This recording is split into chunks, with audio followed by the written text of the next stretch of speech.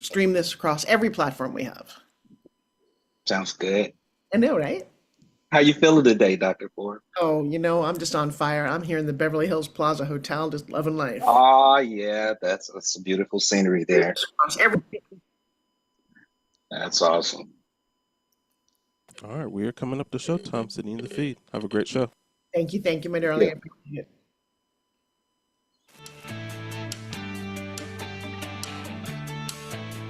Welcome to the Forbes Factor, featuring celebrity TV host, million-dollar entrepreneur, and renowned health and fitness superstar, Forbes Riley. A familiar face from TV, as well as one of today's most sought-after female motivational speakers today. You'll connect with some of the top experts in health and fitness, business and personal development, as well as some surprise celebrities, all sharing their insight, tips, and tricks to finding true happiness. Now, here's your host, Forbes Riley. Well, hello, everybody. Welcome to one of my favorite hours of each week. I've been here almost a dozen years, bringing you the Forbes Riley podcast, talking about health, wealth, and happiness. And today I just want to bring you up to speed. I am sitting here in a beautiful Beverly Hills hotel. I'm in LA for about 2 weeks doing some fun things. One of which, and I love to, for those of you listening live, it's a very different experience. But if you're just listening to it on a podcast, I appreciate you checking out all the links I share, and there's always in the show notes. But I am participating in a thing called Leap this week. And Leap has a lot of very famous celebrities who've participated over the years. It was started by Dr. Bill Dorfman. Bill is one of the most renowned cosmetic dentists in the world. He is here in Beverly Hills, and he was really kind of gained fame on ABC's Extreme Makeover, where he just fixed people's teeth overnight and made them look beautiful, because a smile really is part of the windows to your soul, not only with your eyes, but your teeth. And they say a lot about you.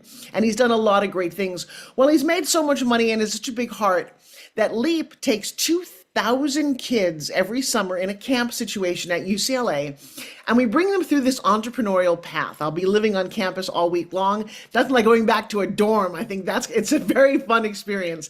And the crazy part for me is that 7 years ago, when I first met the love of my life, Joshua, we did this event. And then for the next couple of years, we've been hanging out in a dorm like little college kids walking around the campus. And I love that. Half of the kids pay to be there, and half the kids are scholarshiped from around the world, from the most far-reaching forests of Uganda to Australia and New Zealand and the Philippines. And we really get a great cross-section of young minds and do our best to infuse them with the entrepreneurial spirit, which I spend a lot of my time infusing adults with as well. Guys, we are sponsored by one of my pitch programs. If you will be so kind as to write this down and go to Pitch Secrets Master Class. I am live and 100% interactive every Sunday at 5 p.m. where you can, on a Zoom call, let me work with you, do my magic, tweak your pitching, and literally up-level not only your business, but pitching is also a personal skill that allows you to get anything and everything that you want. Now, I owe you a little bit of bringing you up to speed. One of the best ways to stay in touch with me, I love my Facebook, but Instagram's become much of a new home for me. And I chronicled my 99-day fitness weight loss journey. And to bring you back up to speed, if you haven't witnessed it, now we go to Forbes_Riley and check out the photos that go along with this. But about 4.5 months ago, my family and I were doing a spring break vacation with my twins. They're 21, left college, and was going to Iceland. And had a beautiful time. Iceland is an extraordinary little country, only about 4.5 hours away from New York by plane. And you fly over and you land right next door to a beautifully large lagoon. And if you don't know what that is, you have to go look up Blue Lagoon. It's massive. I've never seen anything so large. And tons of people are bathing and sipping wine and having face masks on. And it's really quite an extraordinary, it really comes from the earth. And in fact, at the end of that week, they had warned us that a volcano might explode. Now, that's not something you hear in the US very often. But if some hotel calls you and said, hey, by the way, the hotel that you're staying at, if you hear a siren, could be in the middle of the night, you have only 15 minutes to pack your stuff and get out before lava starts rolling down the street. My daughter and I said to each other, lava rolling down the street. Maybe we need to find a different hotel. And the crazy thing is, we stayed nearby, and it did explode at the end of the week as we were leaving, and we got to watch lava spewing out of the earth. It's a sight that you've never seen. And we took photos, and it's funny because the same photos that we took that we're in are the same photos that the New York Times had on the cover of their newspaper saying a volcano has exploded in Iceland. Well, all was going great. We saw the lagoons, we saw geysers, we saw waterfalls. I think that Iceland is like Disneyland for adults because the scenery is so extraordinary and you go from attraction to attraction. They're not man-made though. They're literally part of the country, and it's not very, the whole country is the size of Kentucky, okay? The entire country. And everything was going great. We decided to go on a snowmobiling tour on a glacier, you know, little James Bond kind of thing. Gorgeous photos, beautiful imagery. I'm just going, this is insane. We then drive up to a hole, literally a hole in the middle of nowhere. And the guy's like, well, come on down. I'm like, come on down to what? Well, there was like a 4.5-foot ice cave underneath the glacier. And at some point you have to go, okay, how safe is this? You're underneath a freaking glacier. Went down there, the guys had lit it up with these little, you know, kind of camping lights. Unbelievably beautiful, magical, mystical. You would see reflections and lights, and it's an ice cave under a glacier. Very excited to have found that.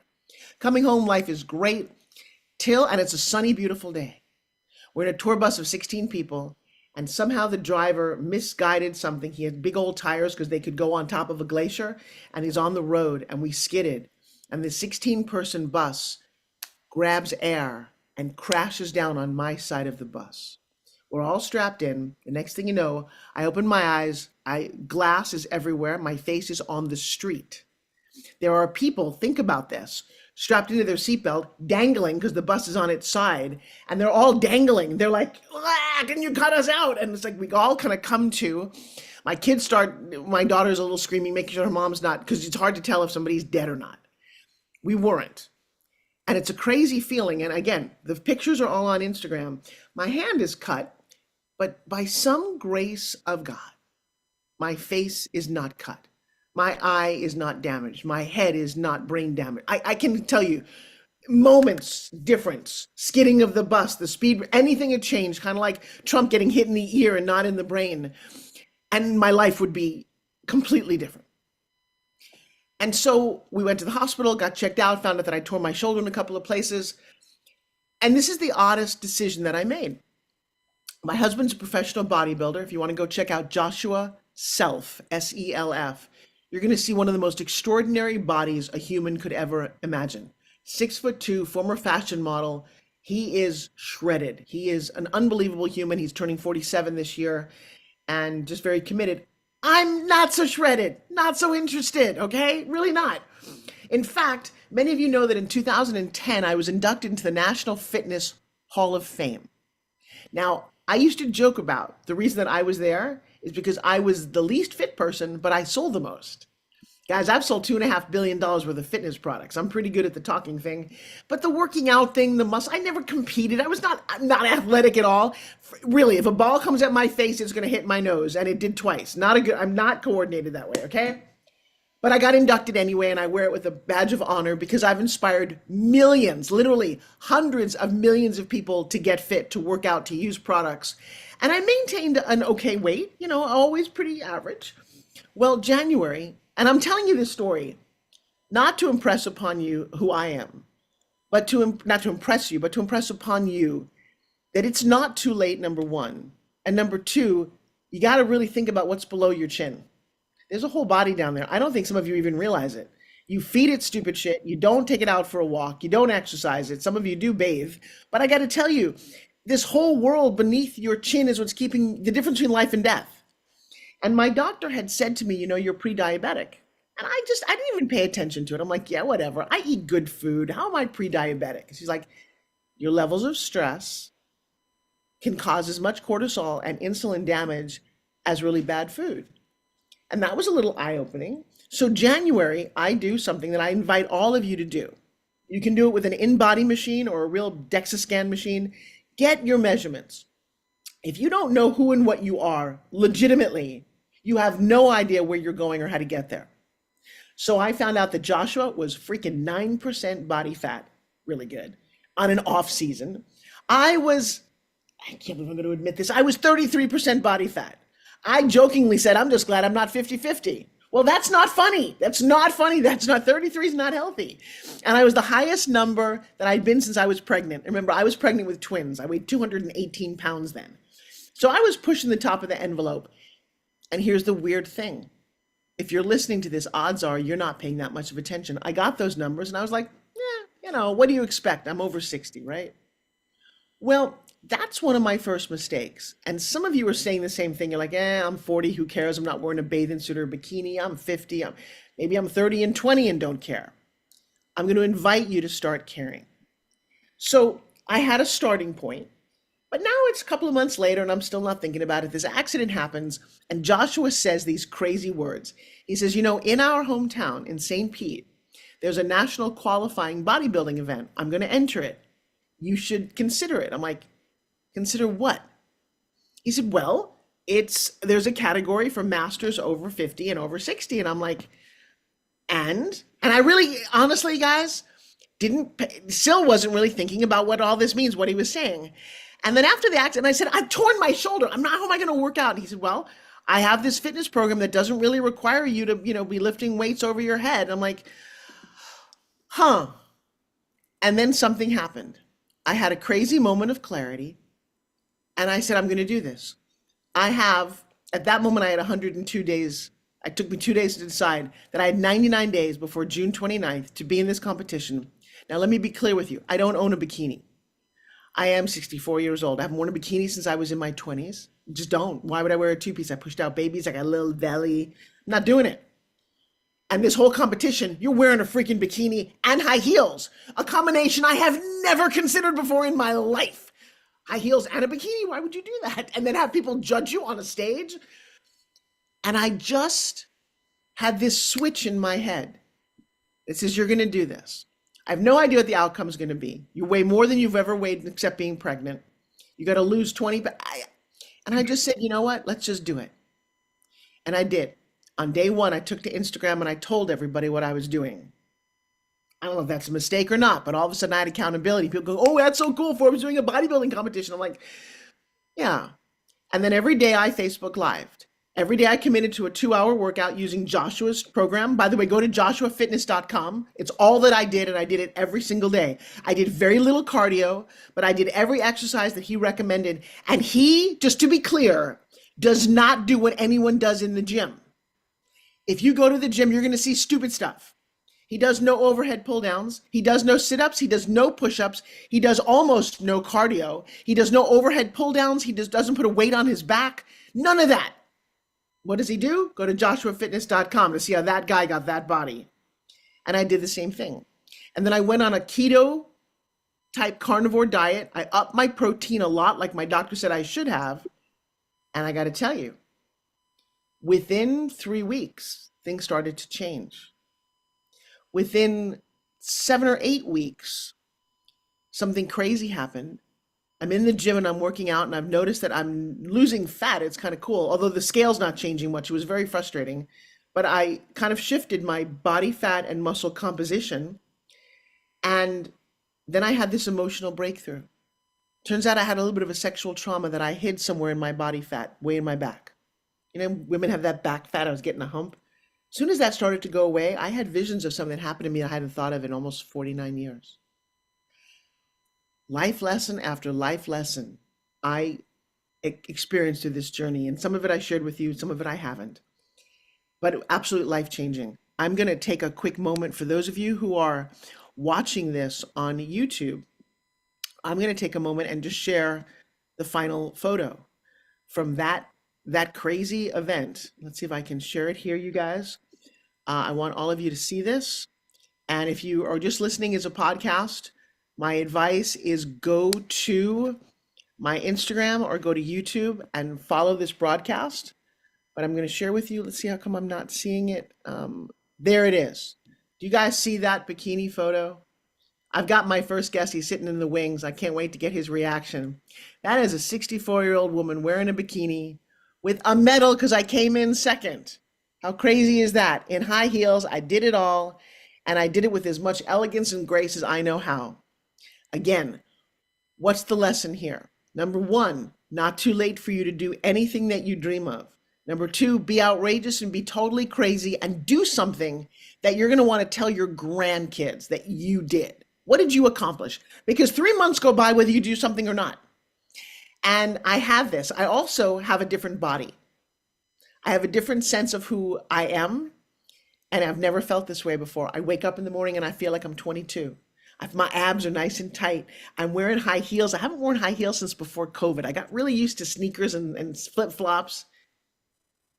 And so maybe it's you, maybe it's your mom, maybe it's your girlfriend, maybe it is you. Maybe you're inspired by Joshua. But I will tell you that I live by a principle that says that you are the sum of the obstacles you overcome. Who I am today is the sum of what I went through for over 4 months, and I came out the other side. I'm also incredibly grateful because things could have been a very different conversation. But I firmly believe, and I want all of you to invest in this belief in you, that you're here for a reason. Make it matter. Figure out your purpose. Stop worrying whether, I should write a book or I should just do it, whatever it is. Set deadlines for yourself, goals that are almost unattainable, reach them, and create this sense of confidence and pride in yourself that maybe you've never had before. So that is my hope for you. I would like to introduce you to my very first guest. We have a very special man on the platform today. And one of the cool things about getting to do this show is that you meet people from all over the world on my show and you hear their struggles and their craziness. And I'm excited to hear his reaction to this. So without further ado, is Willie back here? Where are you, my darling? Mr. Willie Jay, I'm going to bring you up to the stage. Come on up here. Add you to the spotlight. Willie, what did you think of that story, my friend? Wow, very inspirational. It's a story about resilience, and I've always said resilience is brilliance. It's never too late. Very empowering. I love that. Will you share with everybody who you are? I am Willie Jay. Thanks first and foremost. Thank you for the invitation to come on your podcast, and we don't take that lightly. But I was born and raised in East St. Louis, Illinois. I'm in my office right now in St. Louis, Missouri, and we're always grinding. You sound like a grinder. They say like energy attracts like energy, right? And we have a lot in common here. I'm in my 40s right now, and I feel like I'm 20, 19 sometimes, most of the time. It's a mind thing, right? And so humble beginnings. I grew up in a little town where the odds were definitely against brothers like me. And we would oftentimes hit number one on the murdering capital, and seen a brother killed in his own backyard as a little kid. And just thank God for my upbringing, though, my spiritual roots and spiritual upbringing. And we decided, me and my buddy Aaron, we pushing back. I'm kind of condensing, giving you a brief synopsis of who I am. The CEO and founder of Pure Mission Entertainment, and we thrive off of creating hope through arts, business, and entertainment, and bringing more love into the universe. And we started this company right in home in the backyard. We wanted to go against the odds. Willie, it's interesting that you talk about the odds of a brother. I raised a little boy who looks just like you. In fact, he was a little darker than you. I got Dexter when he was 8 years old as part of the Big Brother program here in Los Angeles. And, I didn't know any better. I just taught Dexter everything that I knew and I believed in. And I've always just seen things very colorblind for a lot of reasons. It's funny. I'll share this with you because I wish the whole world could be colorblind. I don't know why it's such an issue. But we taught when I was in 5th grade, 10 years old. I went to we were kind of in a very unique environment in Long Island, New York. And the big thing for us was Jewish and Italian. It was pizza, pasta, and matzah. There was nobody of color. There was no other ethnicities at all back in 1970. And I went to school one Monday, and they said everybody with brown eyes has to stay after school, pick up the trash, and get extra homework. Everybody with blue eyes got to go home early and had this privilege thing all week long. And I'm like, my eyes green. See green? There's no, it looks brown to us. So you stayed out. Well, Friday, they brought us all into the auditorium, and we were like protesting now. This is not fair. How dare you do this to us? And the principal got up there in front of this elementary school and said, How does it feel to be judged by your eye color? Well, Mm, guess what? In the mm, rest of the country, people are being judged by the color of their skin. yeah. And I will tell you, it left an indelible mark on my soul that how dare you judge me for something I can't change? It's not going Mm, anywhere, right? Those are my colors, those are my eyes, those are your skin. Who cares? It didn't make me any different a person, except one right. day blue was better and brown was not.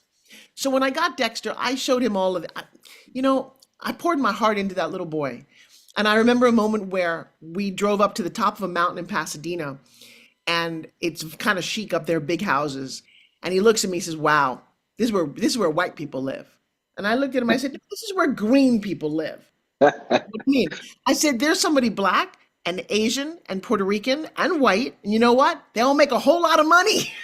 The green people, that's who gets to the top of the mountain. It doesn't much matter. Like you said, you got to Right. make a decision to not go down a certain road. Well, I'll That's conclude it. the story that 12 years later, Dexter was walking from a haircut to church right outside USC here in Los Angeles, wearing blue, and a kid who wanted to get into a gang walked up behind my boy, shot him 10 times in the back, and just left him for dead on the side to get into a gang. Oh, wow. Mm. So it, Condolences. well, I appreciate that, just like you when you saw your friend in the backyard. It is a reality now that everybody in this world faces. President Trump faced it just the other day, that none of us Yeah. are immune to hatred and people with guns in their hands. Yeah. 'Cause, I mean, I grew up shooting guns. I don't think guns are the problem. I just think that the fact that we're all so oppressed right now and angry is the problem. And I Right. lost Dexter when he was 19 years old. And Wow. so when I look and I hear your story, because I think what's important for everyone to understand is that getting out of any situation takes a decision and a belief. Do you agree? I agree. I concur. Did your mom instill that in you, or did you find it on your own?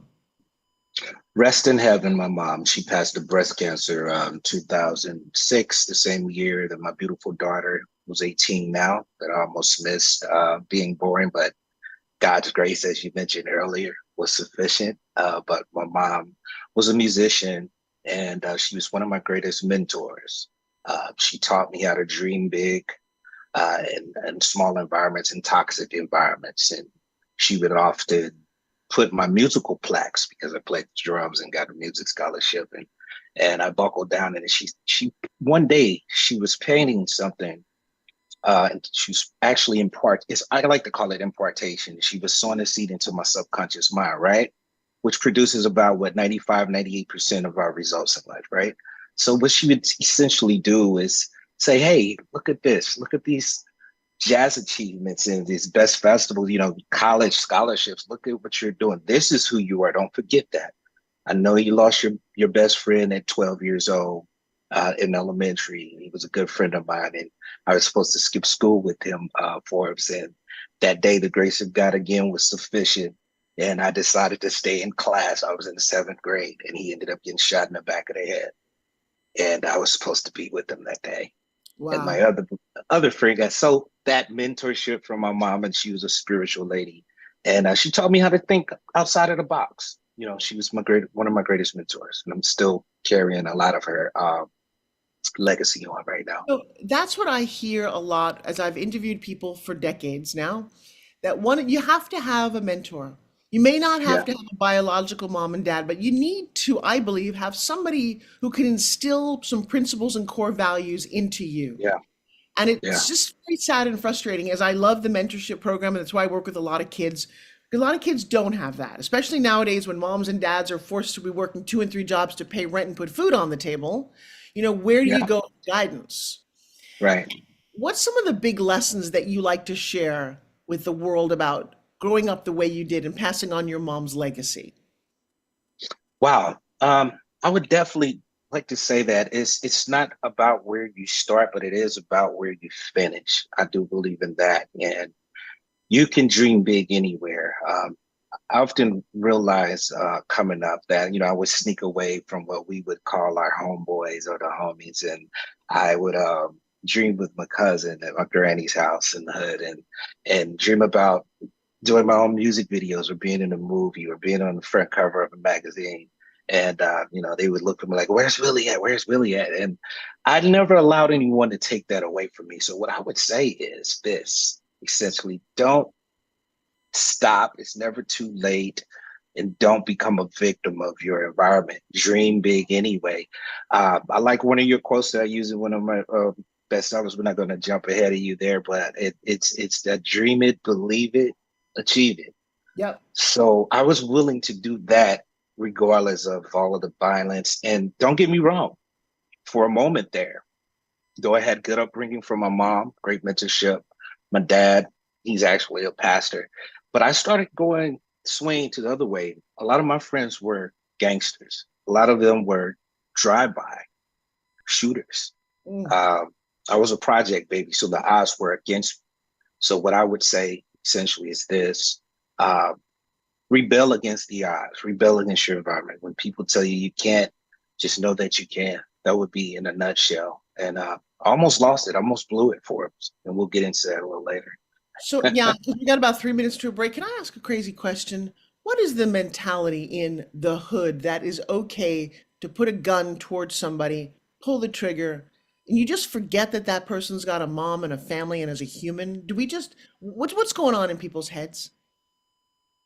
I'm going to keep it real without naming groups and logos or corporations. But what I experienced was this: the music had a lot to do with the toxic way of thinking. Of course, some of the gangster pictures and stuff like that, but that's neither here nor there. But that music that we grew up on, and the good thing, we had groups like Public Enemy who would have songs like to kind of even it out a little bit. They were kind of like Fight the Powers That Be, Don't Believe the Hype. Things that were very necessary for our culture.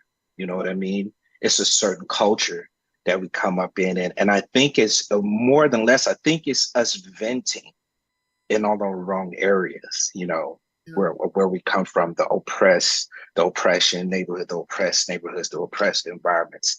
And a lot of us had dysfunctional families. Some of my friends didn't have their mom and dad like I did, and but I had things to happen, which we'll get into later, which caused me to vent in the wrong way. So I just think we need to learn how to have that mental awareness, and a mentor is definitely important. But as far as the trigger and pulling the trigger, a lot of the music that glorifies that, Dr. Forbes, is a spirit in that. It's like a seed or sperm being planted into one's brain.